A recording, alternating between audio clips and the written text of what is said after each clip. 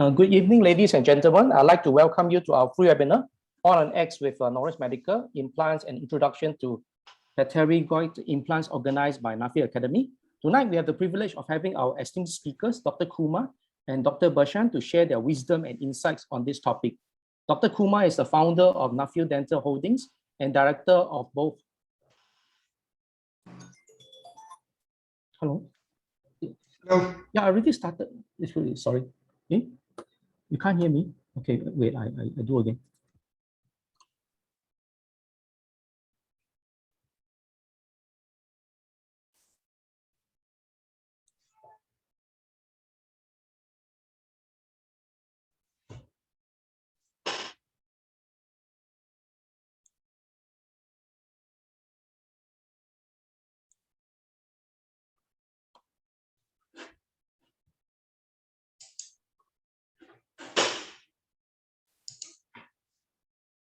Good evening, ladies and gentlemen.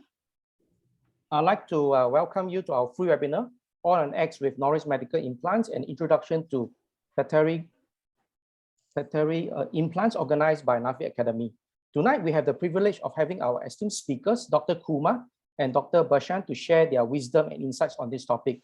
Dr. Kumar is the founder of Nuffield Dental Holdings and director of both MALO Dental and ZAGA Center in Singapore.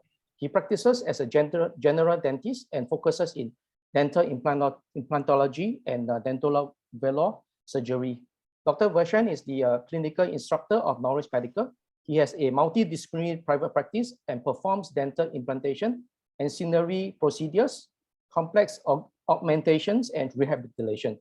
And without further ado, Dr. Kumar, please. Thank you, Ken. Good evening, everyone. My name is Dr. Samintharaj Kumar. I'm very, very pleased to be presenting some of my cases for your viewing pleasure. So before I start, I want to tell you a bit about myself. My name is Dr. Samintharaj Kumar. I am the CEO and founder of Nuffield Dental Holdings. I've done both a medical degree and a dental degree, and I practice as a general practitioner in dentistry. And my practice is very focused in dental implant surgery and especially handling the atrophic maxilla and the atrophic mandible. Today, I'll be talking to you and sharing with you some of my knowledge on the all-on-X concept, and also with a small introduction on both zygoma and pterygoid implants. Later on, we are very, very proud to have a very esteemed speaker. He's the chief trainer for Noris Medical Implants, and he will have a series of slides to share with you as well. His name is Dr. Shalomi Bershan. Without further ado, I'm going to start now. Okay, so we all see patients who have atrophic maxillas and mandibles, and many of them are still walking around in Singapore without having any form of implants. The problem is that there's a general lack of awareness as to how these cases can be managed adequately with both dental implants and immediate load. Now, there'll be many cases of where someone may say this is not possible with implants, and in many cases where Shalomi and myself might say this is actually possible. All-on-4 as a rule is a trademark which was coined by Dr. Paulo MALO in the 1980s. Again, obviously Nobel bought that patent.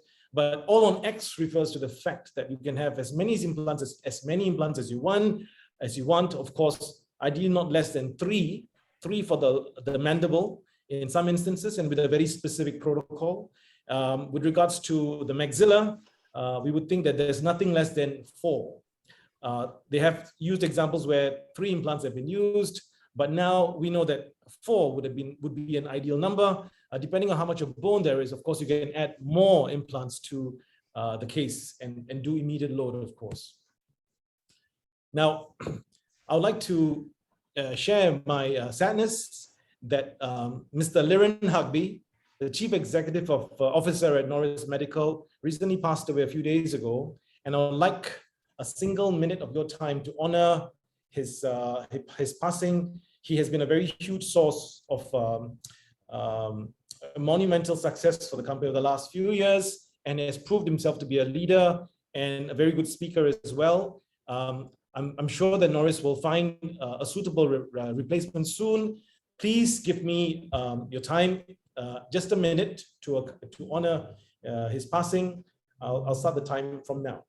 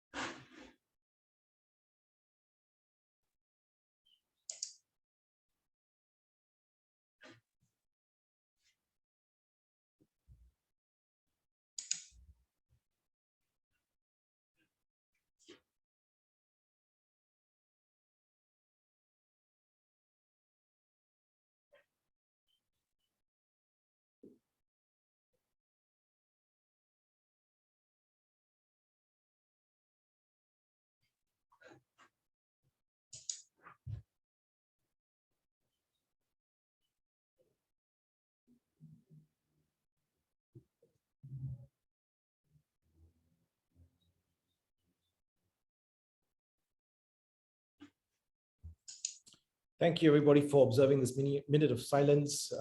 Once again, Noris Medical is a very new company. It was started in 2012, and I think they've come leaps and bounds with regards to the vast armamentarium of dental implants they have.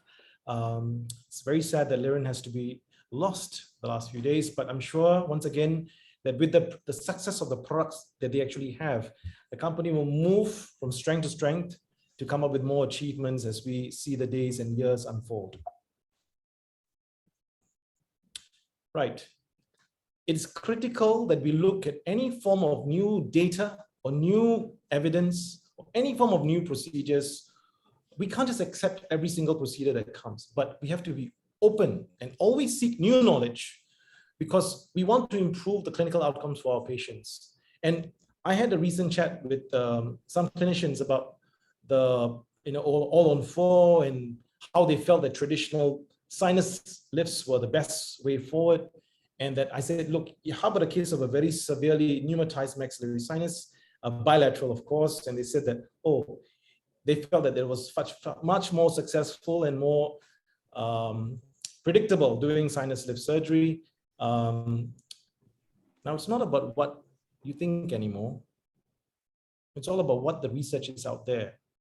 The research tells us that there's a huge shift towards giving patients quality of life, changing their lives, enabling them to smile, enabling them to function and masticate normally again. The evidence tells us for sure that the placement of 4 implants in the fashion of all on 4 has drastically changed the way people view their lives after having had handcuffs of dentures for years. Now, the concept of all on 4 has then gone on to all on 5, all on 6s, all on 8s. Where does it stop? Let me speak to you today about the atrophic maxilla and talk to you about new ways that we can improve clinical outcomes for our patients.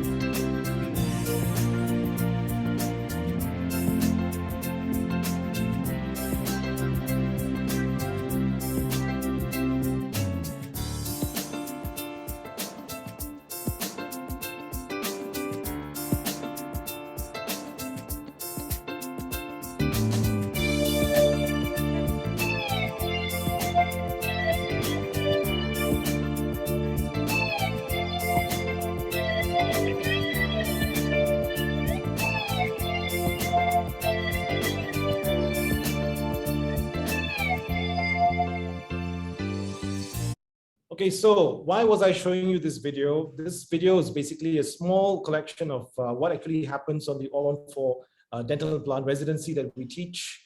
And I principally teach this, I'll usually do this once or twice a year. This is happening on the 28th and 29th of May.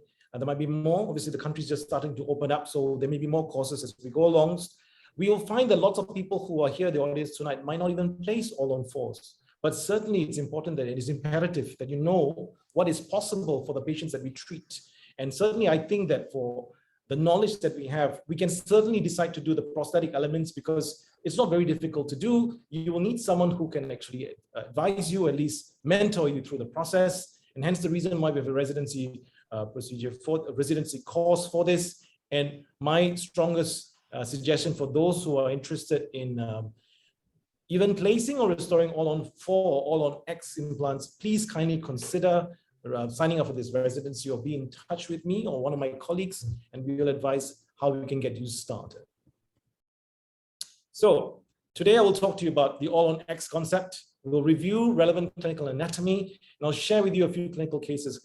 By no means is this meant to be an instructional video as to how to place all-on-4s, zygomas, or pterygoids, but it's more about looking at cases and understanding what is actually possible so that we save the patients a lot of time. Now, if a case is successful with all-on-4 or zygoma or pterygoid, and the patient has a great quality of life, you would have given this patient the ability to save at least 1 year and have immediate function. I would say that many all-on-4 clinicians or surgeons around the world or prosthodontists around the world who perform this procedure are extremely delighted to be able to see a patient smile on the same day of surgery. And suddenly it has changed their way of living in terms of how people perceive them socially, how they actually go out by putting on even a lipstick or changing even their clothes. As part of the Nuffield Dental strategy of how we manage our patients, the patients are all routinely sent to a counselor to discuss potential aspects of their lives they might have been unhappy about. We also send our patients to a coach who will even look at image and see whether the patient actually can be improved upon in terms of their dressing, their hair, even the spectacles they use, because we want to make this a life-changing experience. Then speak to you about some clinical cases which are very interesting. This is Dr. MALO, a dear friend, and I've met him very, very early on in my career.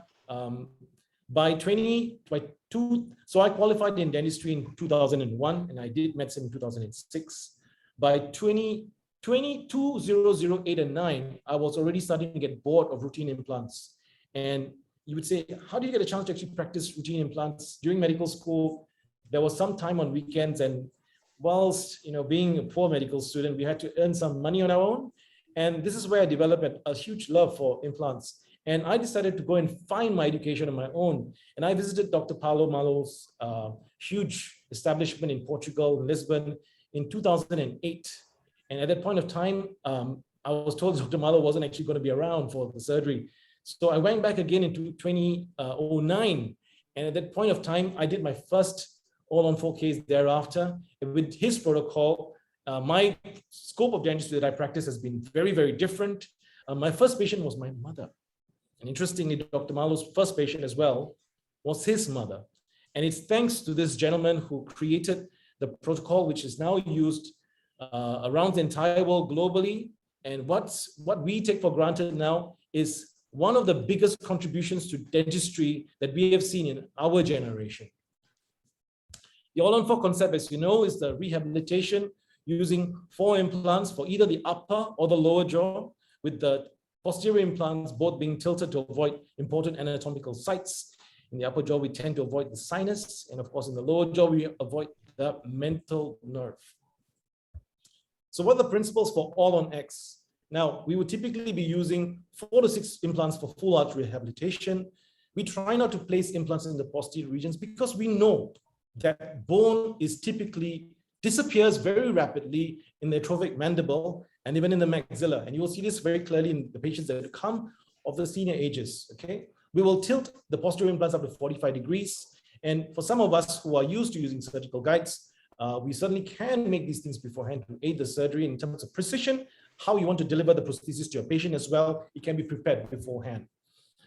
We all know that cantilevers aren't great, but however, cantilevers are allowed if you used up to 1 or 1.5 pontics posterior to the last implant. Many of us would like to place a fixed acrylic bridge on the same day of surgery. We call that immediate function. And the minimum amount of torque you need on your implants, at least 35 newtons before you load your implants. You can do this with a flapped or a flapless approach. I tend to do mine with a flapped approach. I tend not to use a surgical guide. I tend to go by feel and understanding the anatomy. I like to plan using a CT scan. Now, whilst I'm saying all of this, please don't disregard all the tools and toys we have of these days, because these are all there to aid our planning. Now, it's very important that you are able to drive a manual car despite you driving an automatic car. An automatic car is great to drive, but sometimes you may have to go back to a manual car. And when you do, you say, thank goodness, I know how to drive a manual car. So with that, that is the principle of all on four. Let's talk about the various zones of the atrophic maxilla.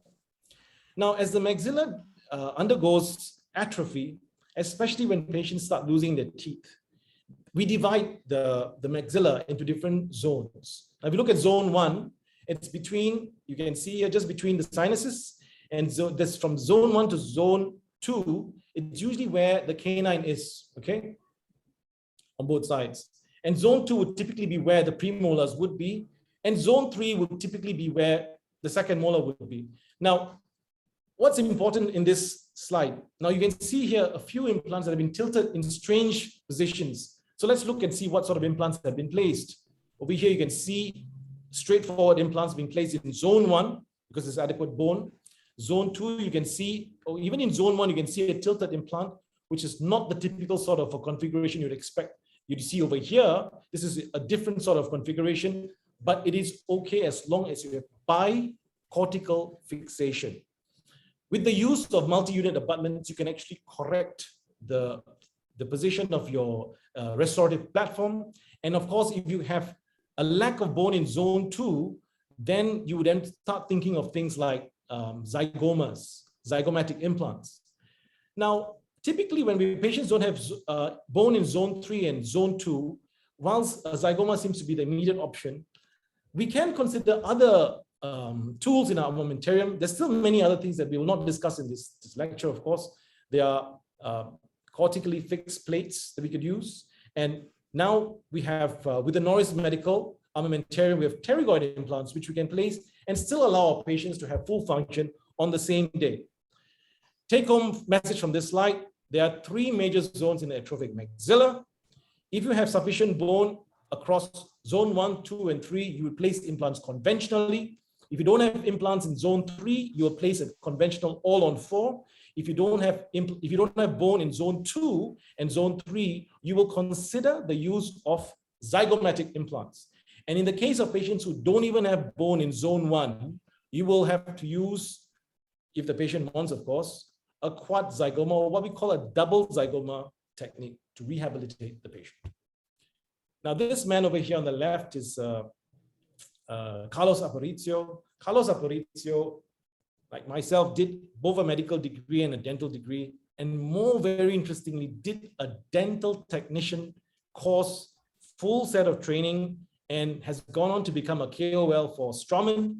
He's written a very lovely book. I strongly encourage any one of you who's interested in zygomatic surgery to look at this book, because it's a very, very good consolidation of how he came about with his desire and passion to develop something which was very, very rudimentary in the many years ago when we talked about zygomatic implants.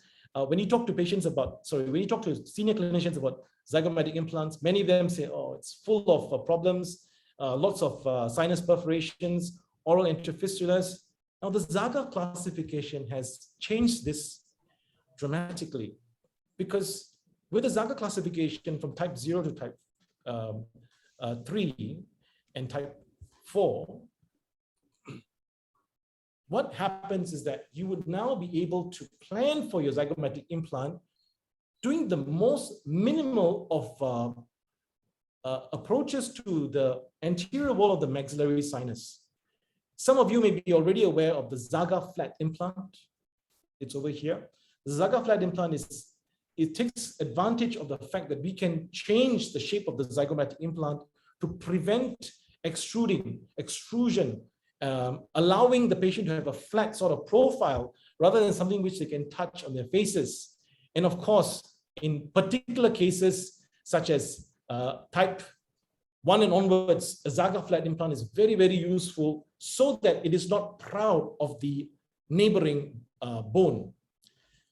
With regards to 0 to 4, the ZAGA classification tells us that type 0 patients actually have a lot more bone than the type 4 patients. So a type 4 ZAGA patient has typically a very, very atrophic maxilla. And these ones are the most difficult to treat, of course. And the difficulty lies in the fact that they usually do not have bone on the alveolar crest. And in such, sometimes you actually just get the zygomatic implant ending with its MUA in thin air on the so-called alveolar crest region, whereas the primary stability derives from this is because the implant has obviously gone through the zygomatic bone, and this gives it the strength. And with immediate placement, of course, and of course, covering the zygomatic implants using procedures such as, and by all means, this is not just one procedure, typically buccal fat pad advancement or Bichet's fat pad, and putting that across really reduces the chances of failure and the chances of oroantral fistula or perforation or communication, as you could call it.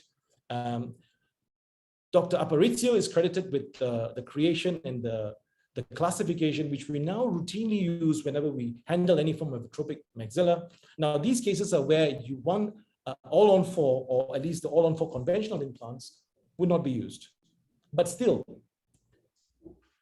it is very, very important that you understand that this treatment of atrophic maxillas and mandibles, it's all completely dependent on the fact that you must ensure there is bicortical fixation.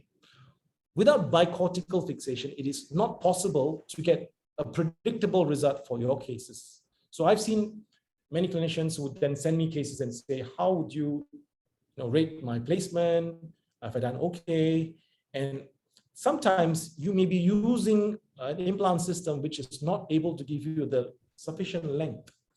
And you need a sufficient length in order to place a typical all-on-4, conventional all-on-4, and get bicortical fixation, which means you do need to engage the floor of the sinus. And on those grounds, I would strongly recommend that you look at the 2 implant systems we introduced today. Of course, today is a Noris medical talk, but I've already shared with you before Nobel. I'm a speaker for Nobel, as many of you know, and have done courses for Nobel in terms of residency courses in Singapore. But what I would say is that an implant system, all implant systems are not equal. You have to choose an implant system which is suitable for the patient. And I will share with you my reason as to why I chanced upon Noris Medical, having already been very, very comfortable and confident using a Nobel system. Further, now you'll see implants placed over here in very unusual configurations. Apart from the standard all-on-4 sort of protocol that we see over here, now I introduce you to the nasomaxillary buttresses. These are all important structures of the maxilla. These are all buttresses, strong areas of bone where we can actually try and get bicortical fixation. And if you look over here, this is the nasomaxillary area, so the nose basically, and that's a different sort of implant system, which implant technique, which we won't be covering today, but yet gives us more content for another lecture, maybe in a few months ahead of us. We look at the more interesting ones that we'll talk about in focus today is the zygomatico maxillary buttress. Typically 2 or 3 zygomatic implants can be placed depending on the diameter of the zygomatic implant used. And of course, zone 4, which is the pterygoid maxillary buttress, crucial for stability and retention of your pterygoid implants. Now, I certainly did not learn anatomy like this when I was in dental school, and certainly when I was in medical school. I didn't even learn this when I was doing maxillofacial registrar training, which I did for 3 years.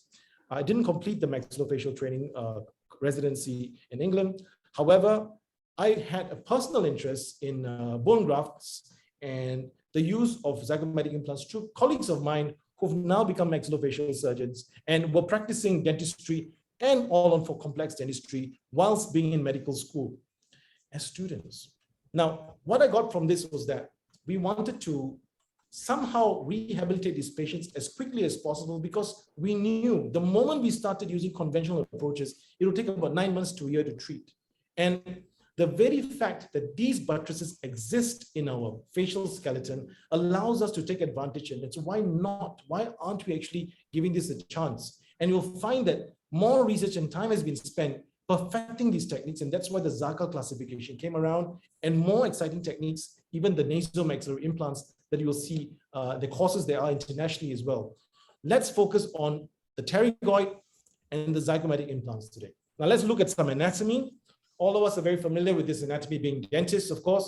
Here you see the maxillary bone, and you see, more importantly, the lateral pterygoid plates and the medial pterygoid plates. And this is very, very important. So if you like the 6, 7, 8, so that's the 8, that is the wisdom tooth. Just posterior, there's a maxillary tuberosity, and in between is what we have the hamulus, and it's actually a hamular notch which you can actually feel if you use a probe.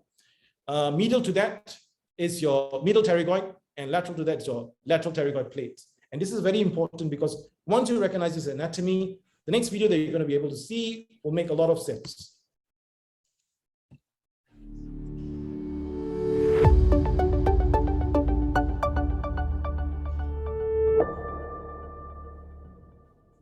So if this was in a real person, I would typically put on the extension. So if you have the spade drill, you would feel for the hamular notch, find the distal of the tuberosity, and then we're going to go about 1 hour over. Now, on average, we'll come up about 10 millimeters or so, angling towards the medial plate. So now I would drill, and I would keep drilling until either I pop through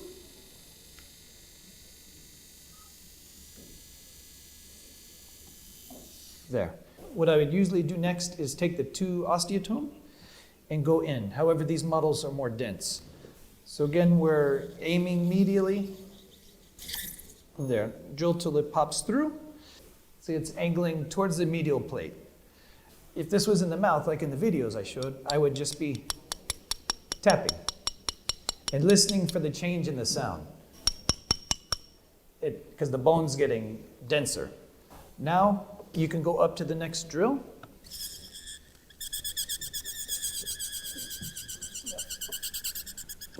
Next, if you use the 3 millimeter osteotome, you'll see that it does not go in very far. And that was similar to what I was showing on the video. We can go up to the next drill, which is the 3.2.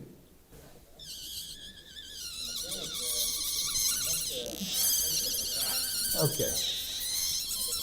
So again, I should be able to get this 3 millimeter osteotome much deeper.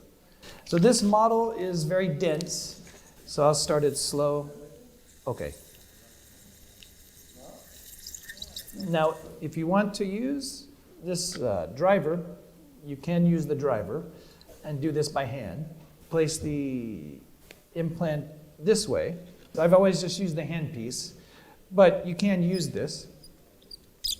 And you'll feel the bone's very dense. And typically what I'll do in the mouth is use the long driver that I was showing you, the 40 millimeter driver. And I'll just tighten and then loosen,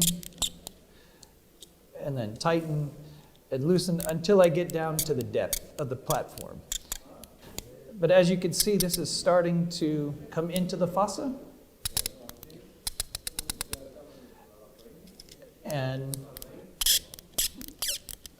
But should finish abutted up to somewhere on the medial plate.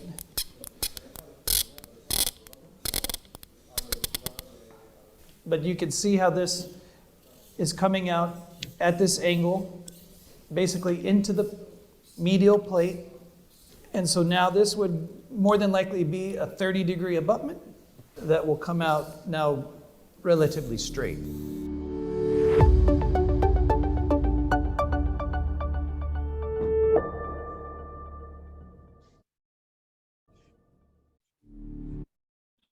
Okay, so you've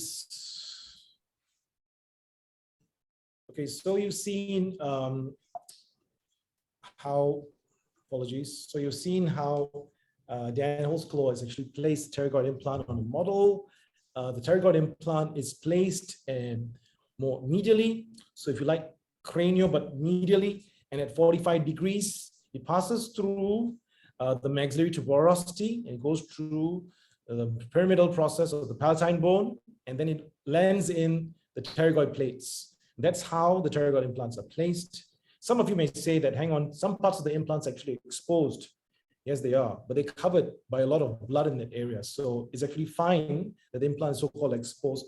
If this was to happen in the oral cavity, this will be an implant that fails, of course. Because as we know, if there's any form of fenestration, any form of bone loss or an implant, the patients will always complain of either pus forming or any form of irritation they have. We don't get this with the pterygoid implants. And pterygoid implants, once you are able to practice this, and this is not an elementary procedure, strongly advise a lot of guidance with mentors and people who have done this before, and certainly on courses as well. But you would be able to successfully provide a patient an implant, which is not a zygomatic implant. So you would get away with 2 conventional implants in the anterior region, and you can use 2 pterygoid implants in the posterior region, where you have a patient with no bone in zone 2 or zone 3. So you can get away with an all-on-4 using a pterygoid implant.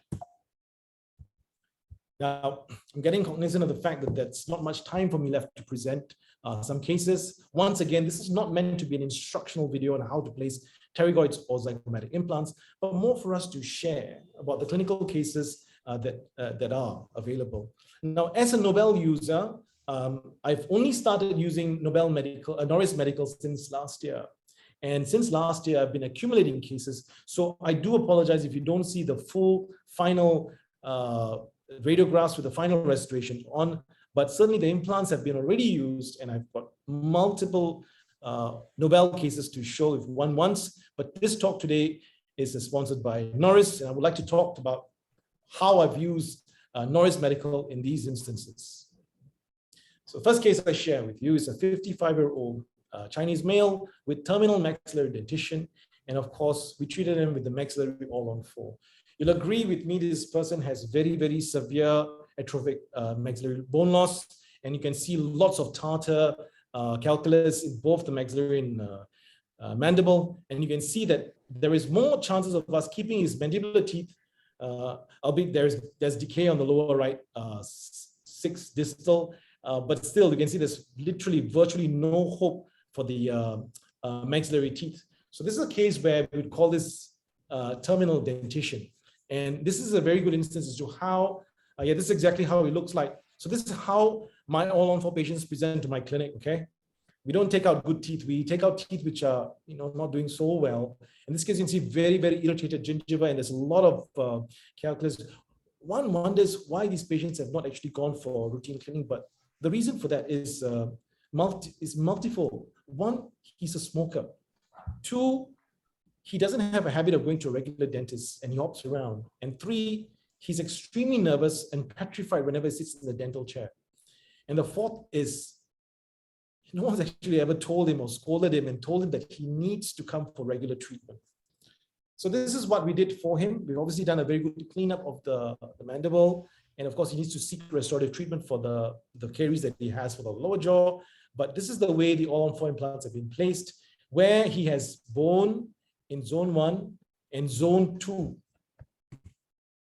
The next patient I'm going to share with you is a patient, a 51-year-old Indian gentleman with terminal dentition, and he received a bimaxillary all-on-4 treatment. You can see over here, this patient has very, very super erupted posterior teeth, and you can see there's severe caries as well.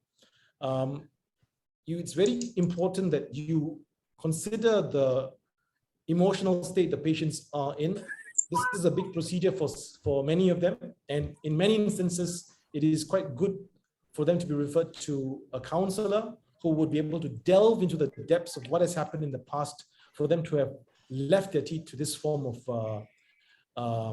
condition and state. So this patient received, this is the patient before, and you can see the patient really has a very collapsed sort of occlusal vertical dimension. And this is the all-on-4 that's been placed using Noris implants. And of course, some bone has had to be removed in order to hide the transitional line, of course, of the prosthesis. Now, someone spoke to me a few weeks ago and talked to me about the fact that I don't do all-on-4s because you guys hack off so much of bone. That's not true. More importantly, alveoloplasty is performed, especially if there's a lot of vertical gingival access, for a number of reasons. Of course, we want to hide the transitional zone. But more importantly, whenever I do alveoloplasty, I do this with the sole intention of allowing the patient to have a device which is completely cleansable, which means the patient has a prosthesis which is literally flat. There's no convex topography of the intaglio surface, and the patient doesn't have food stuck over there. And obviously, testimony to this are the patients that come into our clinics for routine cleaning.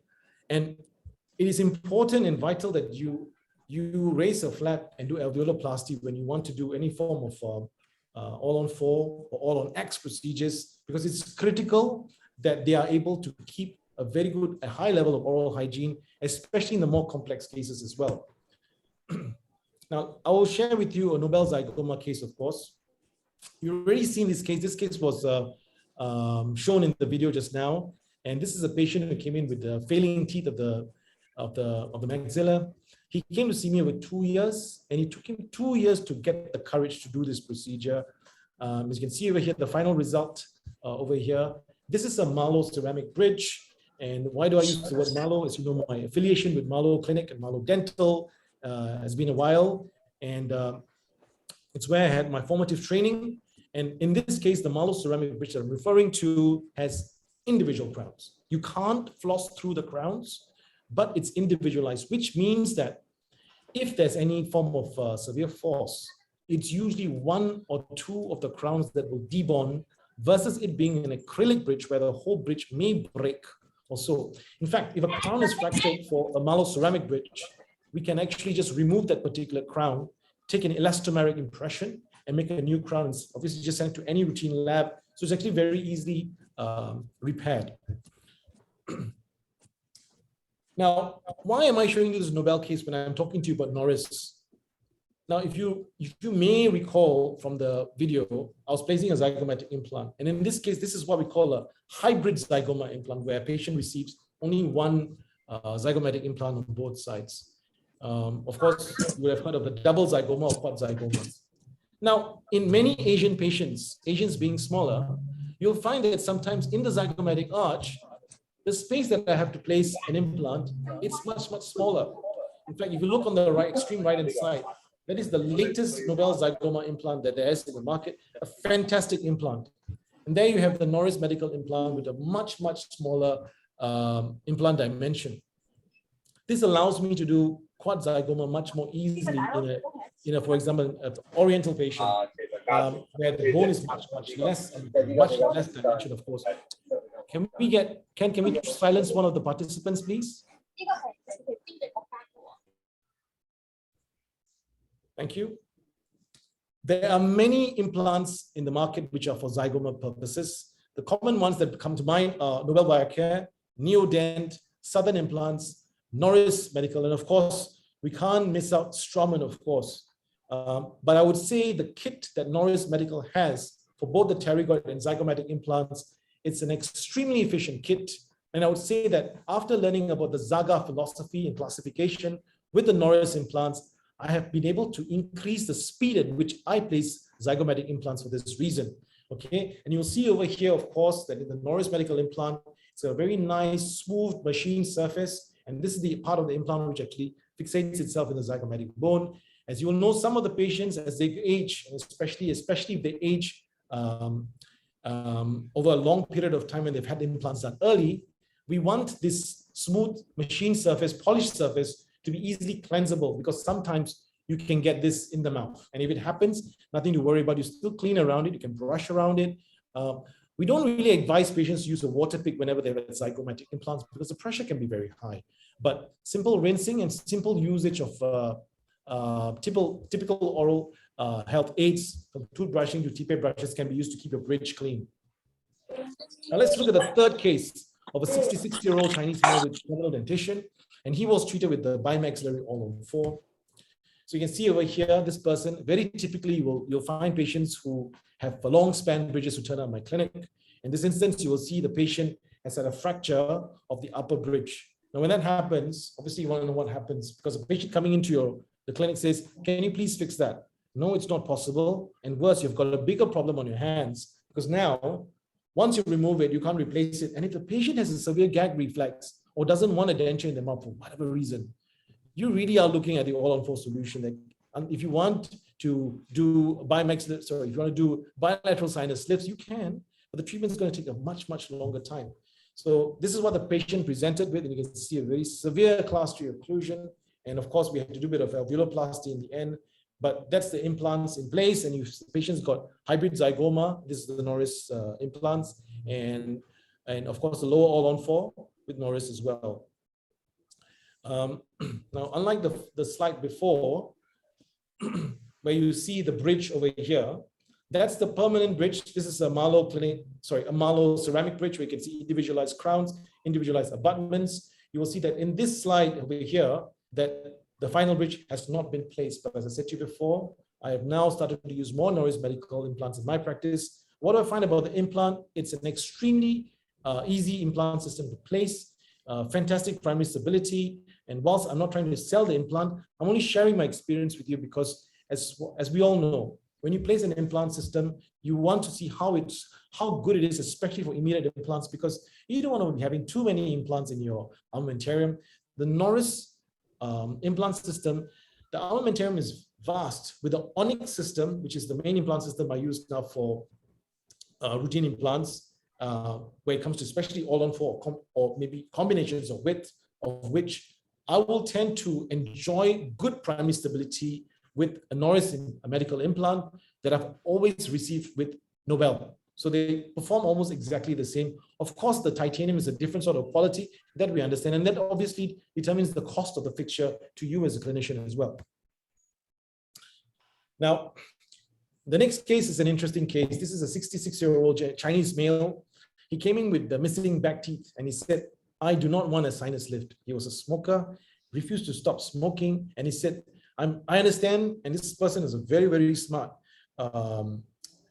gentleman. He still works, and he's working in finance and completely aware of his options. And he came to me and said, I know you do pterygoid implants. Please let me avoid a sinus lift. And of course, I had to go and see whether he had sufficient bone to whether we could just place normal implants. He'd seen a few dentists by this time, of course. And let's look at this x-ray. So you see over here on the upper right side, a solitary upper right 6 Straumann implant, which is fully integrated. And you can see some other missing teeth, of course. You'll see over here, he has some bone of about 3 to 4 millimeters of a bone on the left side. And on the right side, you can see a very, very atrophic and pneumatized sinus on the right side as well. You can also see that he's missing the lower right 6. Now, what did we do for him? Now, in this particular instance, on the left side, I decided to employ an internal sinus lift. You can see the sinus lift over here with 2 shorter implants. This is Nobel implants, and that's 8.5 millimeters height. On the right side, because the pterygoid implant kit had arrived, I decided to place a Noris medical pterygoid implant.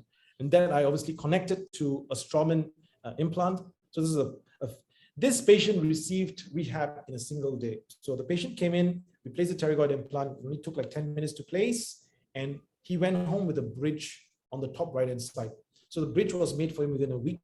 Okay, but he was rehabilitated so quickly, and this would have taken ages as well with a traditional sort of sinus lift. And then you can see on this particular photograph, you can see the pterygoid implant and how far it has gone back in terms of the occlusal surface has gone back quite far posteriorly. Now, the case 5 is a 54-year-old Chinese lady. She came in with upper dental implants. She was unable to clean the upper prosthesis. In her case, we had to retrieve all the implants and we consider a maxillary all-on-4. So this is actually how she was when she first presented to me. And she had long span bridges. You're seeing the pattern over here. Lots of patients will come in with long span bridges, and with time they fail because of poor oral hygiene. Just a small tip for those patients who have had recent prosthetic long span bridges with natural teeth. It's critical that they start using something called a water pick. And I myself learned about the water pick quite late on. But once I started all on four, I even started to use the water pick for even my normal patients who you would say, why do they need a water pick? Why? Water is fantastic. It enables you to just flush away all that debris. So I tell them to use it with both the floss and a TPA brush and the water pick. So they've got lots of contraptions to use at home. But this patient would have had her bridge last much longer if she had used those things. And of course, we can't go back in time. But in her case, she didn't listen to the initial plan I had for her, which was traditional all on four. And she decided to go and have her teeth removed, and she had implants placed by another clinician. And the clinician obviously placed very short implants. As you can see here, these implants are extremely short. Now, the reason why she came to see me, of course, is because she was very unhappy about the aesthetic outcome. And she said, I'd seen you 2 years ago. I have now gone ahead and I've actually done the implants somewhere else. Do you mind seeing me? And this is what I saw in the mouth. Lo and behold, an uncleansable prosthesis. So this prosthesis is basically a denture that is cemented in the mouth, if you like. Now, the problem we have over here is that this will also be doomed to failure purely because food will get stuck and the food will stagnate, causing peri-implantitis, and you know the rest. And of course, the other problem that she had was there was insufficient incisal show when she smiled. And mind you, she's really smiling as hard as she can, and she can't see herself with her front teeth, and it's just very different from what she had before. We would love to show you guys photos after, but I'll show this to you the next time for the next conference or the next webinar I can share.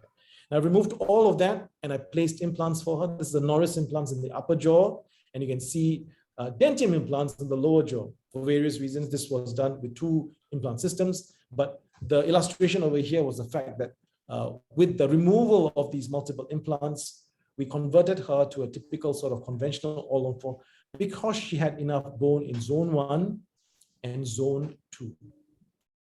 And the last case I'd like to share with you today, of course, is a 66-year-old lady with severe maxillary terminal atrophy and terminal mandibular dentition.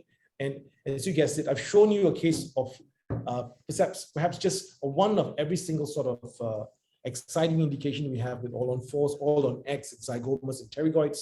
This case, of course, is the quad zygoma. And we had to do a low all on four as well because it's very, very bad bone loss she's had with time. So this patient first came to see me and she said that, her bridges were failing, they're a bit loose, there was pus coming out. She didn't want anything done. A few months later, she came back and said that the upper bridge is loose, and she said she pulled it out. She took it out. So she came to me, and that's what it looked like. And I went like, oh my God, you've lost all your bone in zone 1, zone 2, and zone 3. There's only one way we can help you if you want fixed teeth. Now, she categorically said, I only want fixed teeth. I don't want a denture. She knew her options, and she very categorically said, I know I'm losing a lot of bone, but still, I do not want to have a denture in my mouth. And so I said, okay, fine, we have to remove your lower implants as well because they're failing. And unfortunately, I won't be able to do any magic with those implants, but I can try and rehabilitate you with the typical sort of all-on-4 configuration. And this are Noris zygomatic implants with the Noris all-on-4 for the lower jaw. As you can see, all these cases, once again, they're all the provisional prosthesis because they're all maturing at this stage. Perhaps in another 3 to 4 months, all of them will have had the final restoration. But I hope that this gives you a good flavor as to what all-on-X concept and pterygoids and zygomatic implants can be done for these group of patients who have very severe bone loss, both the mandible and the maxilla. I look forward to getting questions from any of you later on. I think we're going to be progressing now to the next speaker. So I look forward to the questions at the end of this evening. Thank you.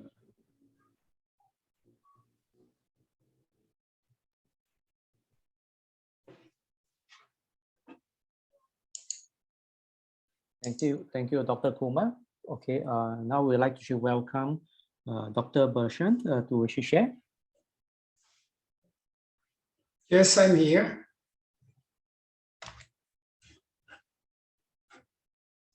Do you hear me? Yes, we can hear you. Yes. And can you see my presentation? I share the screen. Yes, we can see your screen as well. So I can start. Please go ahead. Okay. Hello, everybody, and thank you, Dr. Kumar, for your very interesting lecture. I'm glad that we will be talking about different things, also from different aspects, although we share many similar ideas while working. This lecture will be from start to more complex cases. I will talk about the cortical implants, which is implant for basal implantology. I'll speak about immediate implantation without loading or with loading. I'll talk a little bit about pterygoid implants, CAD/CAM technology, the multi-unit system by Noris, which also I think adds a lot. And of course, some cases. For me, not all the cases are with final prosthesis, because for me, the technique and to show you more cases is more important. I'm a Noris user since 2013, and I'm a lecturer for Noris in the past 5 years. So the cortical implants, as you can see, this is an implant that is meant especially for immediate loading. Here we can see an implant with a fixed neck, smooth, of course, of 4 millimeter. Then it has an RBM treated surface. By the way, very important, because there are no alumina excess to remove. This is a complete biological material, hydroxyapatite paste, used for sandblasting, the sandblasting of the implant. As you can see, the threads are very deep, straight, and they cut very nice towards. In most cases in upper jaw, for an implant of 4 millimeter, I use only one pilot drill. Those implants, of course, give a very high resistance to lateral forces. As you can see, as I said before, the length of the neck is always 4 millimeters. So you can consider that if you're using a 13 millimeter implants, and you have to know that the smooth area is a gingival cuff, you have, of course, to know that you have available 9 millimeters in the bone. So you'll have to consider to use 16 millimeter implants, for example, in order to cover 12 millimeters in the bone. I think that the smooth cuff in the gingival area is very important because it's easier to clean. Also, tartar will not accumulate on the smooth area easily. We have this implant in 4 millimeters, 5 millimeters, and 6 millimeter diameter, and lengths that varies from 20 millimeters for 4 millimeter implant, up to 16 in 5 millimeter, and up to 13 in 6 millimeter implant. Now, the important thing here is that if we tend to think that 16 millimeter is enough, no, it's not enough. Think about the canine fossa. Think about cases that the bone is very weak, and you would like to utilize the floor of the sinus, the floor of the nose. So a 20 millimeter implant that you have in your implant armamentarium can help you a lot, and you will see cases that this implant is easily used.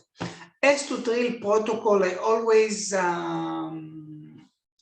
relate to that a little bit skeptical, because I think in the beginning it's very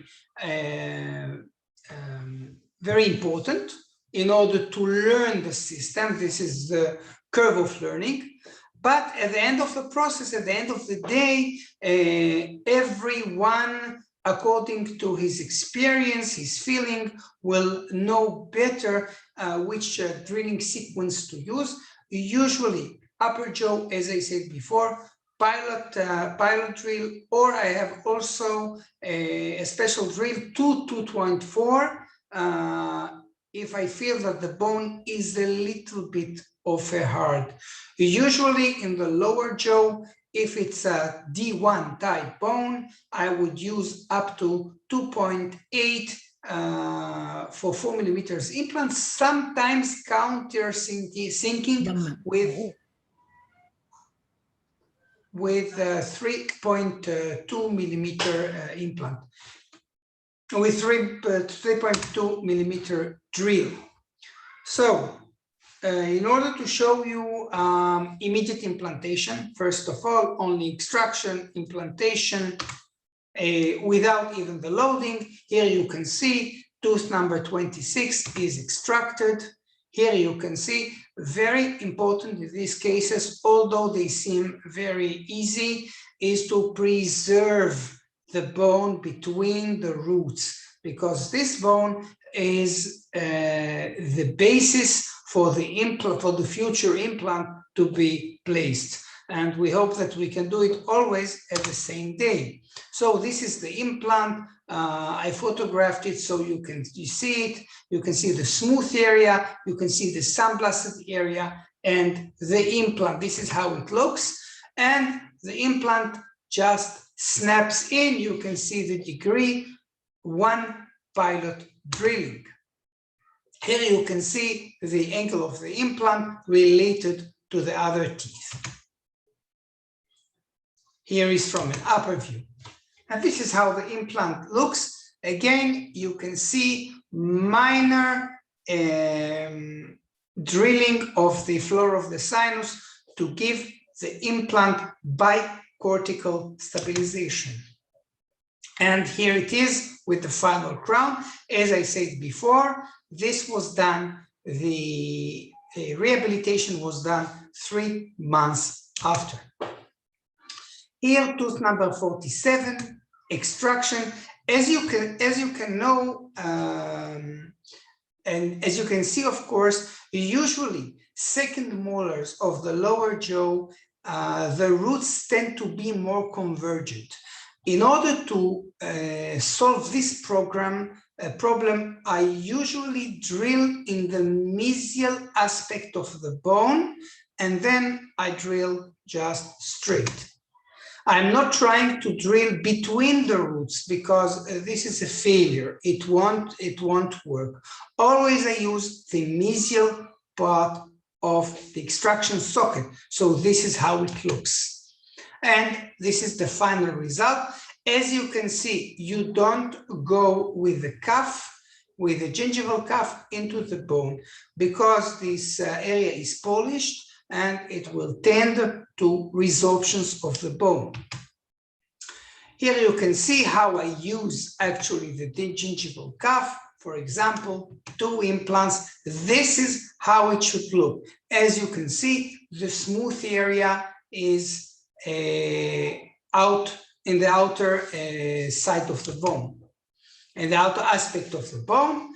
Here I want to show you how the 6 millimeters implant look. Sometimes you don't have to drill. You just extract the tooth number 25, for example, and then just place the implant. No drilling is needed. So these are the 2 implants. One is drilled and one is not drilled. And this is the final restoration.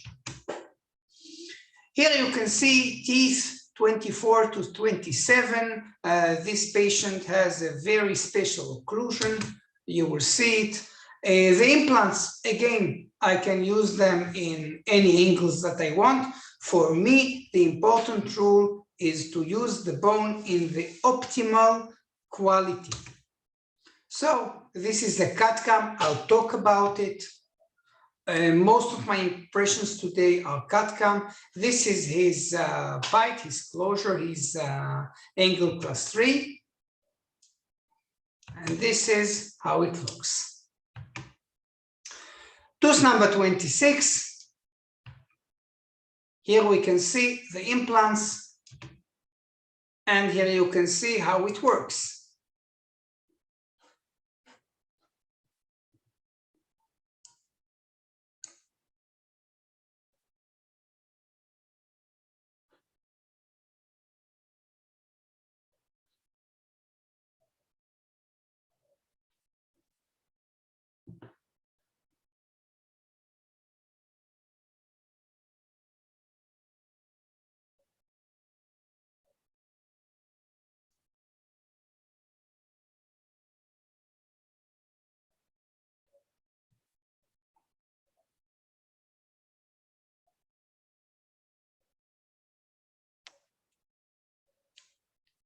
This is a 6mm implant.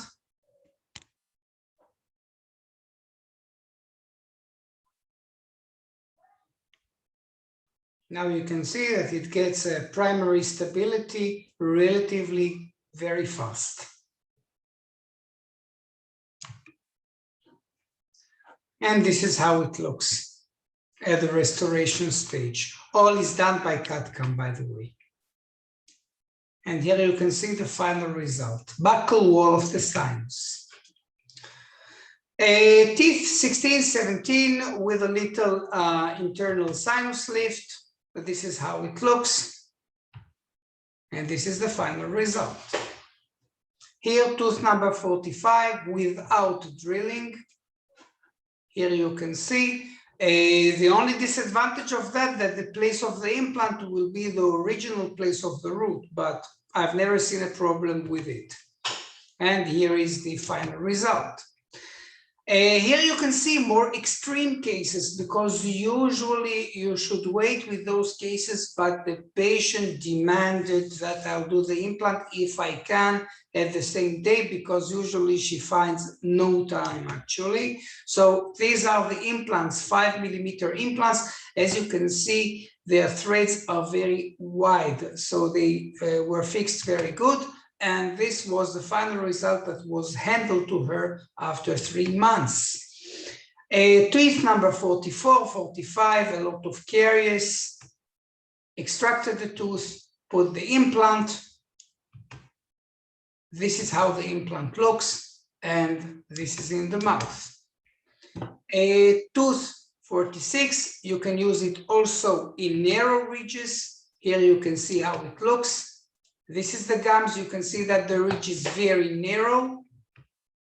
Pilot drilling 2.4, and this is a 4mm implant that went in, because this implant has the ability to expand the bone in the area. Here you can see final result. 24, teeth 24, 25, as you can see, broken teeth, deep caries. So the implants there are placed. Tooth number 26, a failing implant. And here you have to do another implant at the same day to remove the implant and then to make another implant. So no problem, we're tilting it a little bit of mesial and doing the implant at the same day, and this is the final result. Tooth number 36.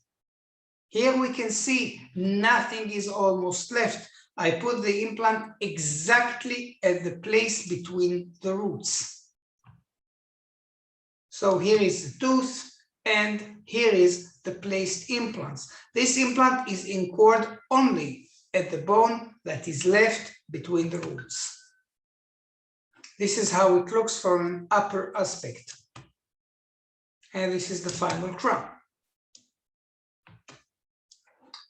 Tooth number 37, again, convergent root, but I have a nice place still the nerve. So this is the tooth.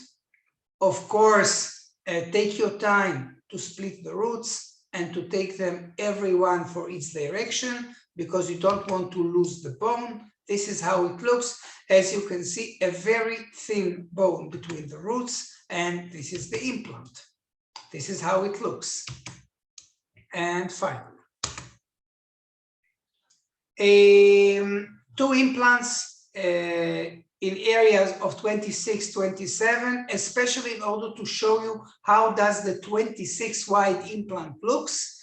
These are the teeth. This is the extraction. This is the socket. And these are the implants. Sometimes to use one buccal, one palatinal gives you a better support, because these teeth are wide buccolingually. So this is how it looks. And this is the final. As to pterygoid implants, Dr. Kumar showed a very nice presentation. Usually I work a little bit toward the distal part of the tuberosity. Here you can see the angle that I work with the pterygoids. This is the scheme. We are actually leaving the maxilla towards, of course, we would like to anchor our implants between the two pterygoid plates, but actually we need the anchorage in the sphenoid bone. So we would like to end here. As you can see, usually the direction is to the medial, distal, and you're coming from the buccal, so you're heading the implants towards the palatal. So this is how it looks. Actually, in Noris, we have two kinds of pterygoid. One is called pteryfit. It is more similar to the regular implant, because I love the cortical implants. 90% of my pterygoids are the pterycore, because the pterycore is actually a cortical implant with more polished surface. The neck of the implant is also, there is a neck, and the subneck is also polished. Why? Because you have a lot of way in order to go. These implants come, the pterycore, in lengths of 22 and 25, because I don't see any reason to use pterycore, for example, 20 millimeters, because I have the cortical implants till the 20 millimeters. So I have the 22, 25, and it is totally sufficient. Yes, and here you can see a zygomatic unilateral. I don't like to do zygomatic unilateral, but sometimes the patient doesn't want to wait for the sinus, and here the span is too big between tooth number, let's say 12, 13 to 16. So I added the zygomatic implant, and here you can see a pterygoid implant, which gives us an excellent posterior support. And a full case, here you can see two pterygoids which support here two zygomas, and we have 5 cortical implants in zone 1, 2 of the maxilla. Here you can see another example. This is a pterygoid implant. Also should have done it maybe a little bit longer, so it would have given a stronger support. And this is the final restoration. Again, as I said before, all my restorations here, almost all, are done in CAD/CAM technology by 3Shape. Here you can see another example, 4 implants, pterygoid implant. And this is another case. Here you can see pterygoid implant and restoration. So this is the area. You can see that I drill here. You can see the angle that I'm working at, the insertion of the implant, and the end position. As to immediate implantation and immediate loading with the CAD/CAM technology. So in CAD/CAM technology, very similar, by the way, to regular impression taking, we have impression taking in the level of the implant, or we can take impressions in the level of the multi-units. So we have three lengths of implants of scan bodies. We have 7 millimeters, 10 millimeters, and 13 millimeters. As you can see, usually in order to know which is the buccal side, you will see that although it's made of hexagon, one is a little bit longer. So this goes to the buccal, and then the technician can sit securely the computerized scan body on this in order to locate the implant. These are the T-bases. The T-bases are actually the abutments, and they are cemented to the crown by the technician. You get the final result, you get the crown with the T-base put in. If it is a single crown, it will come with an hexagon. And of course, if it's more than one unit, it will come non-hexed. So the technician only has to find the place where is located the scan body, and then just the computer or the program, the CAD/CAM, gives him the actual place of the implant in the mouth. So this is how it looks. So to show you a clinical case, I placed 2 implants. I removed one failing implant, and these are the scan bodies in the level of the implant. This is the scan. These are the implants, a little bit of bone graft, and this is non-hexed temporary bridge. I could fix it afterwards. So from the temporary, it was not so important for me that the screws came from the buccal side. So it was covered, of course, by composite in the time of waiting till the fixed work. And this is how it looks. Teeth 41 to 32. Here you can see this is a 20 years old woman, and here extracted the teeth. I placed the scan bodies, and this is temporary bridge. Here you can see the final result in zirconia. Immediate loading on a simple on a single implant. I don't like it usually, but if I remove all occlusal interference, it may work, but I always prefer to do in the case of single tooth, not to do an immediate loading.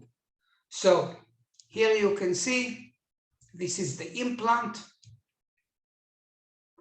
Here I told you that I'll show you cases where you use 4 millimeters on 20 millimeters.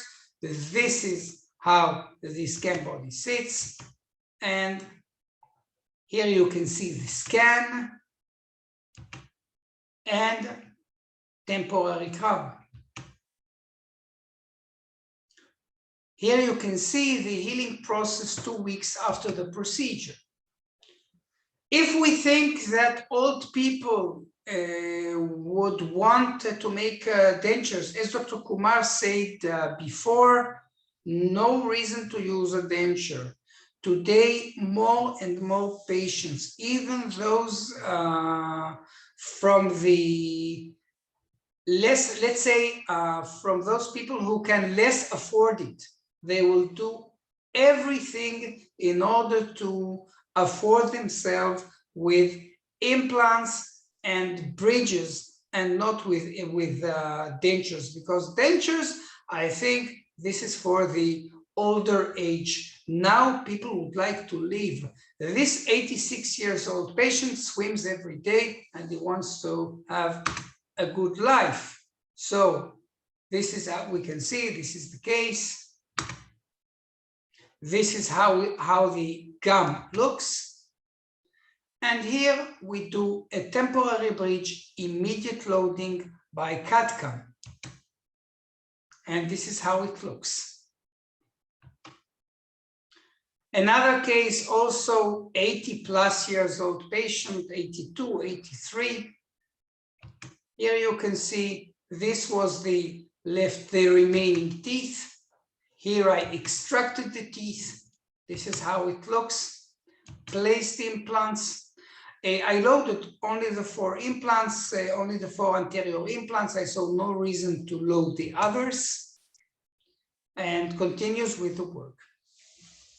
As to the multi-unit system, in Noris, there is a very wide multi-unit system from a straight multi-unit up to 60 millimeter multi-unit.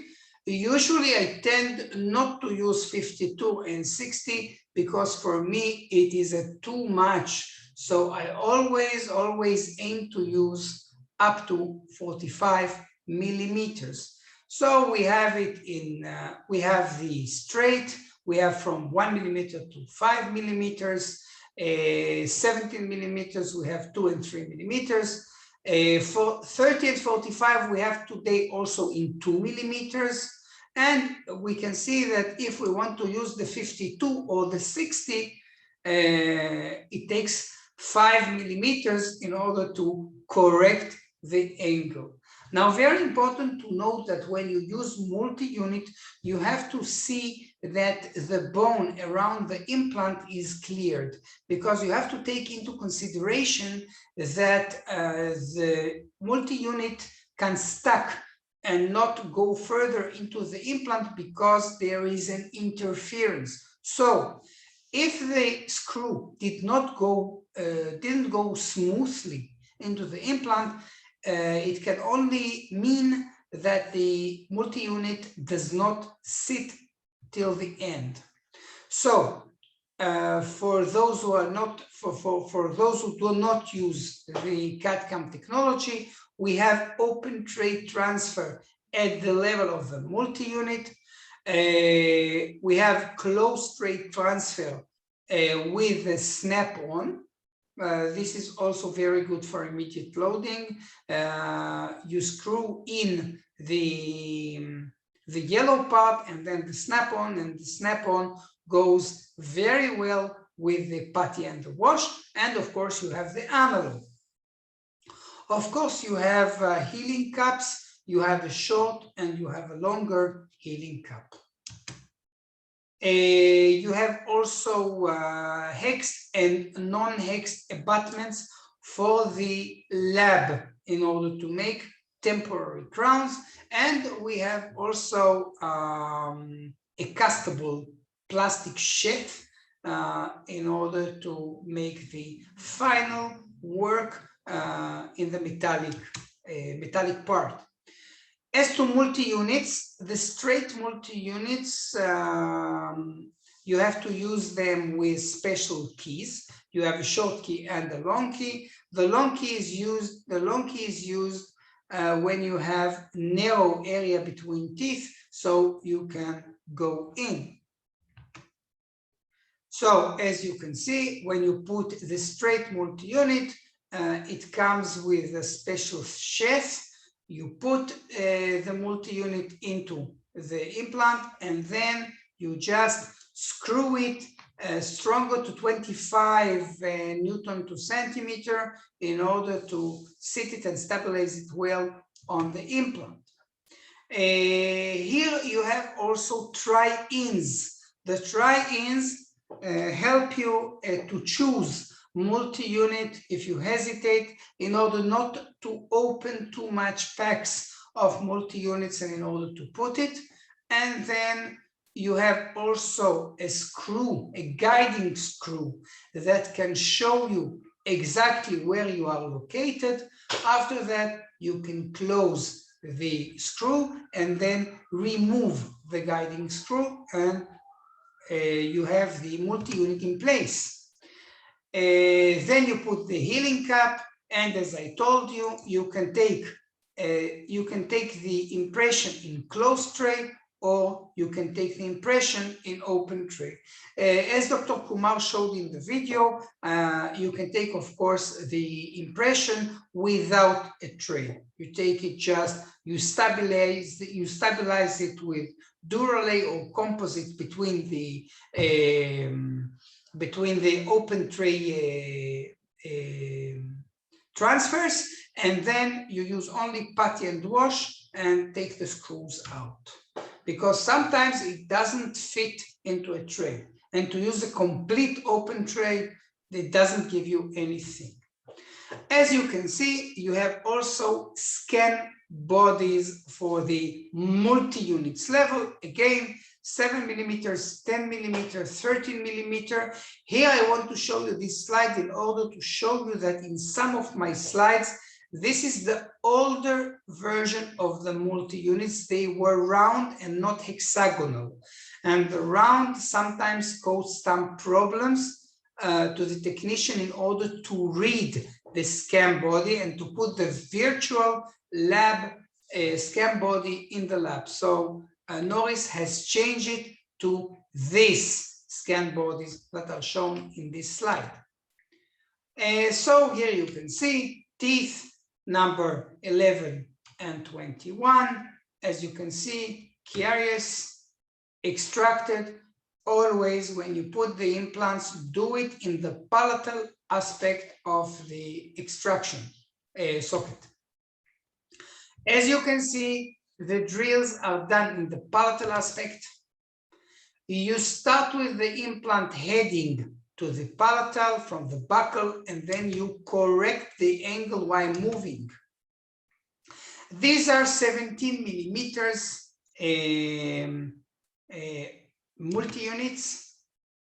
Here you can see how it looks. You can choose it very fast and then to put scan bodies and get the temporary bridge for immediate loading. This is how it looks with multi-units.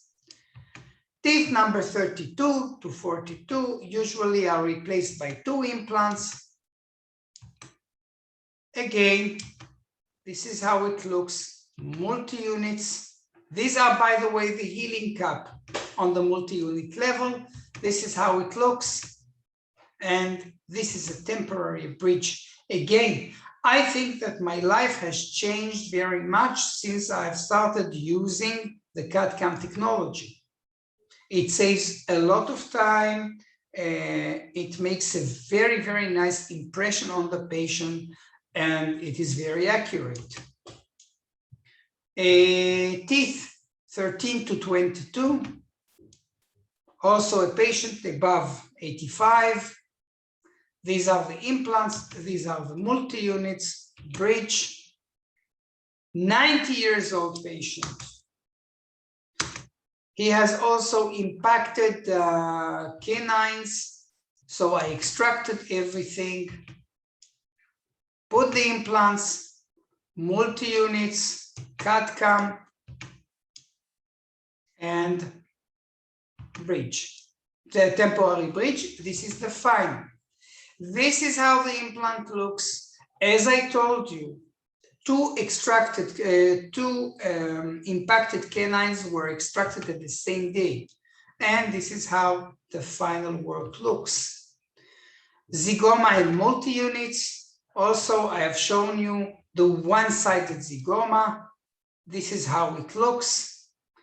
Only think, this is a ZAGA class 1, but if you only think when the zygomas were made in the internal technique and not in MALO technique, how did they look? They were intrasinus, and the place of the screw was very, very palatal, much more palatal than this.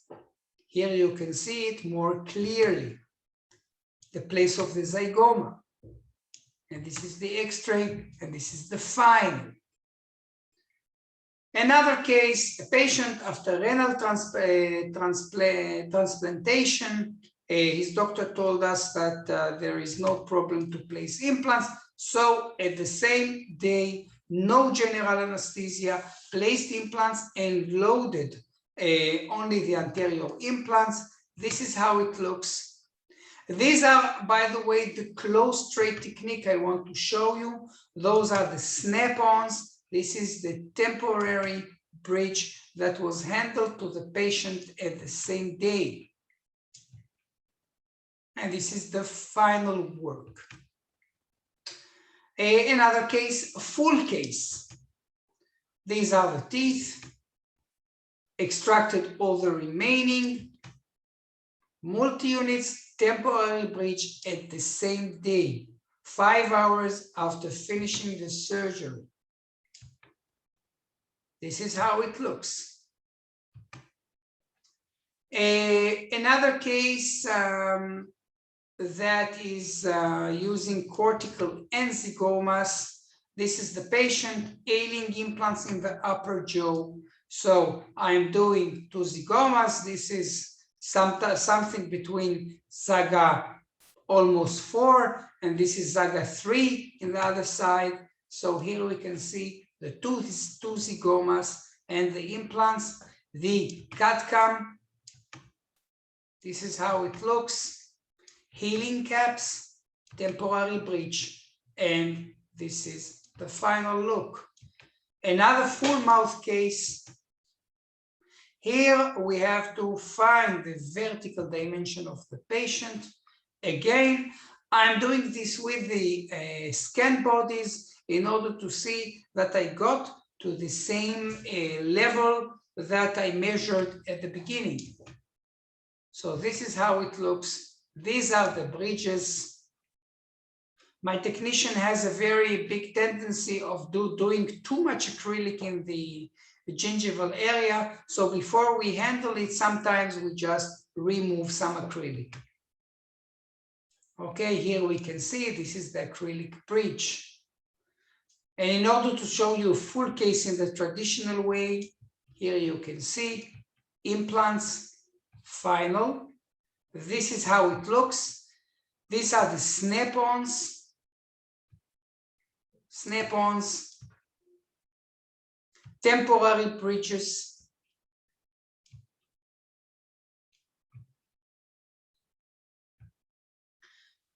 And to the finals. This is open tray transfers. These are, I took from my daughter. It's a game she has. So I find it much more convenient than the floss that we usually use between the transfers. This is a composite. This is a resin self-cure. This is how it looks. Again, without tray, this is how it looks. And this is the final result.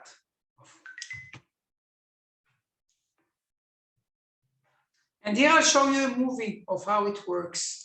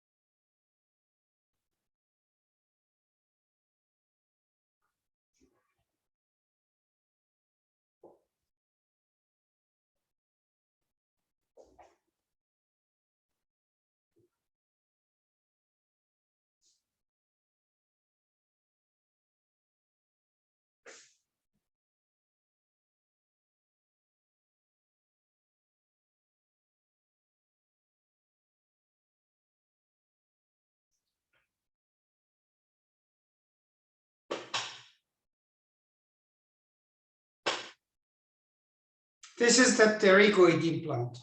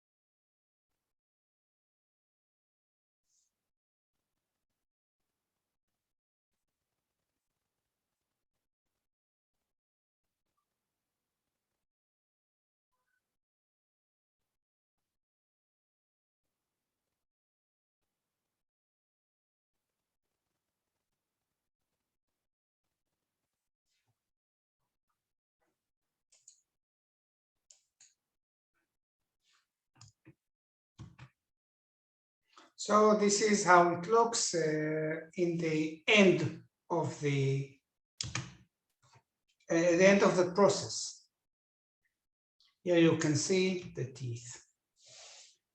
Here is a case that I temporized the bridge after a week after the procedure. In the lower jaw, I added some implants. In the upper jaw, I placed implants. Here are the implants. Here is the healing process after 1 week. Here you can see how I place the try-ins. multi-units. And this is the scan bodies. Here it is done by the lower jaw.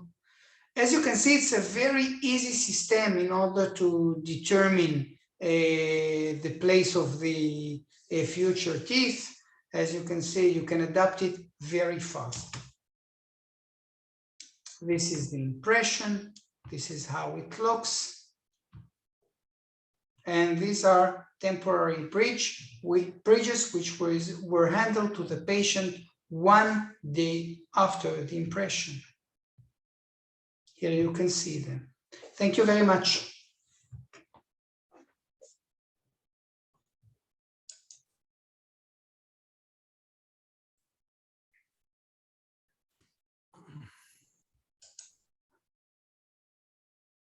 Thank you, Dr. Bershan, for sharing.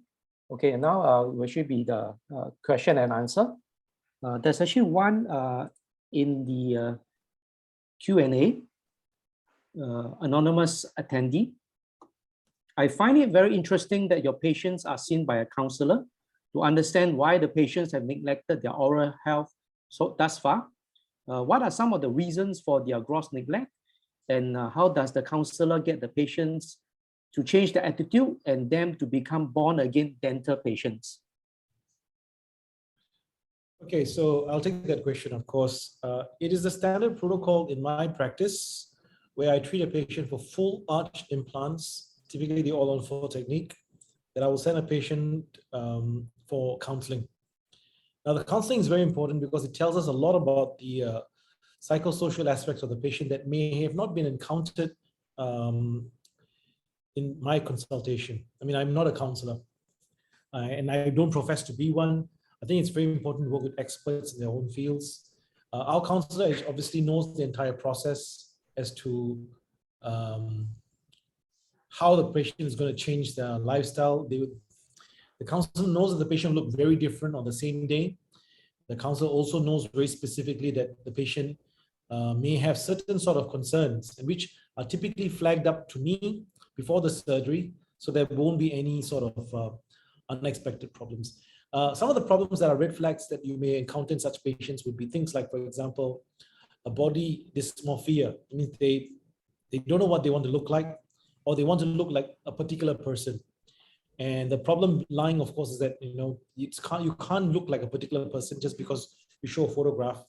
And these sort of things are ascertained by the counselor. Some of the patients have a particular incident in their life that may have caused them to hate a dentist or had a very poor or bad experience. Some of them actually have had perhaps a series of unfortunate events in their lives and causing neglect. There may be many cases of patients who are depressed, anxious patients. The depression can lead to the usage of certain medications that may have caused caries. Some of the patients who may have taken, for example, or even self-harm patients who have had regurgitation. And these kind of patients who have had bulimia nervosa may also have dental conditions, which may eventually need them to have consideration for full arch implants. Now, what does the counselor actually find out from these patients? You see, it's difficult for us to just tell a patient that they should be rehabilitated. As I tell all on-4 patients or all patients having complex implant work, it's important that they're motivated to keep the teeth in their mouth, because no matter how much of the intervention is done, ultimately we don't live with them, and it's critical that they understand that oral hygiene remains their utmost responsibility. So if a patient is not the sort who will display some form of interest in this, the counselor flags these things up. Of course, informing them they need to play a part in terms of coming back for routine treatment and how involved they are with regards to the whole sort of treatment aspect. Sometimes the spouse could be part of the equation.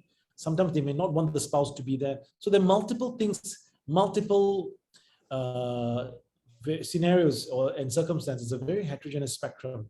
So rather than guessing any of this, I leave it to the counselor who's far much more skilled in terms of probing and asking the relevant questions to come up with these sort of aspects. With regards to how we prevent these patients from circling and going back into the previous bad habits, I very, very strongly believe the patient should come for regular scaling and polishing and cleaning of the implants using airflow. The patient typically comes in the first 6 months when post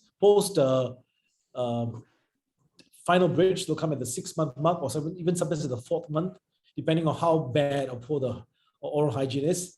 And then we will then assess to see whether the patient actually has been making an effort to clean. And of course, some patients require a bit more remembering, reminding, sweet talking, or sometimes even scolding. And for those patients who may need even a secondary, sit-in with a counselor, we will arrange for that to happen as well. I hope that answers the questions that are raised by this attendee.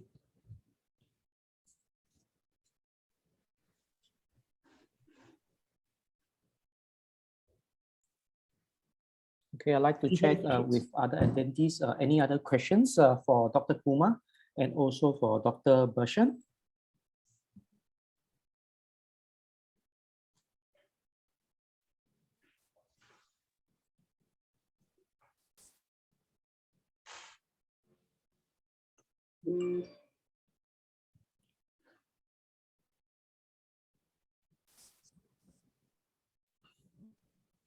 Okay, it looks like there are no more questions. So I'd like to sum up by saying that I'd like to thank all the participants and attendees for today's webinar. It's scheduled from 7 to 9. The time now is 8:46. Certainly, we do expect everyone to have further questions. Perhaps you may not see the relevance of asking this at this particular sort of webinar forum, but you may want to send an email to us directly. You can certainly send an email to the Nuffield Academy email that you first received with the Zoom link, and we'll be very happy to speak to you about the various training opportunities or teaching opportunities there are for Noris Medical, and certainly for those of you who are interested in atrophic mandible and maxilla. Once again, I have to say that Dr. Bershan's lecture was excellent. A lot of content, as you can see. There are many ways to skin a cat, many ways to cook a particular item of your choice. So in his instance, he's used cortical implants. I've asked him to cover cortical implants because cortical implants are fantastic for primary stability. However, it really depends on what sort of philosophy you have in terms of how you want to rehabilitate the patient. With regards to the prosthesis, do remember that any form of the more implants you add, the patient has to be manually dexterous enough to keep it clean. There are of course cost considerations as well that may make multiple implants even more expensive for the patient, and they may not want to choose that approach. So I'm glad that you've seen a summary of various modalities of how we manage edentulous, maxillas, and mandibles. And I would say that in terms of difficulty, they're all on X concept with the multiple implants. It's probably a bit more straightforward compared to where it starts to get dangerous with pterygoids and zygomas. But that's not to say that a GP can't handle it. Many GPs are well placed to understand the anatomy, the physiology, and every aspect of clinical dentistry that is relevant in terms of how we manage our denture patients and bridges, patients with bridges or so, can be used to be part of this process. As I said to you many times, many of you who may not want to place the implants may certainly want to be able to restore them. And in order to restore them, I think it's important that you know how they are meant to be cleansed by the patient. So if there is any form of interest, we'll obviously let you know when the next course will be coming up. And also, Noris Medical implants are being registered in Singapore with the Health Safety Agency. We should no doubt be getting the registration soon. Noris has been around since last year, November, as I said to you before, and I've been using those implants. However, once we get full registration, there'll be huge variety of implants. If you look at the implants, the Noris website, you'll see the multiple sort of implants that are, if you're accustomed to a particular brand in the past, there will be an equivalent of it there. And you would be especially very happy to know that the prosthetic platform across all the Noris implants, the prosthetic platform is actually the same. So that's fantastic because you don't have to have multiple impression copings and restorative components. Okay, so I'd like to thank Dr. Bershan on behalf of Nuffield Academy, and thank you once again for giving us a chance to present this to you. With that, I'd like to sign off. Thank you and good night. Thank you all.